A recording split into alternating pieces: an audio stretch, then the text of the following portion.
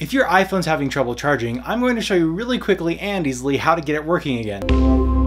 Hey guys, Boyd and Kelly here, and if this is your first time to my channel, welcome. Make sure you hit the subscribe button and also activate the bell. Okay, full disclosure, I used to be an Apple employee myself, past tense, and have had a lot of experience with these sort of issues. However, I always recommend making a Genius Bar appointment and do not recommend you fix your iPhone yourself because you might forfeit any possibility of Apple fixing it for free or at the cost they have. And you can reach out to Apple by calling 1-800-APL-CARE or by visiting apple.com/support. Now, there may be multiple reasons why your iPhone isn't charging, but don't worry, I'll show you all of the likely scenarios and help you get things back to normal in no time. Firstly, make sure that your charger itself is charging other devices. This is easiest to test if you have an iPad or perhaps another friend with an iPhone. Okay, if the charger actually isn't working, isolate whether it's the cord itself or the wall plug. Side note, if your charging cable or wall plug is under 1 year old, Apple will actually replace the charger free of charge. Conditions always apply, however. This also applies to people who purchased AppleCare Plus from Apple directly when they bought their device as well. Secondly, now that we've clarified whether your charger itself works or not, we can start looking at the iPhone itself. Now, take your charging cable and check to see if the white part sits completely flush with the bottom of the iPhone. If it doesn't, there's a good chance that you can get things fixed fairly simply. Lastly, if you've established that there is indeed a blockage in your iPhone charging port,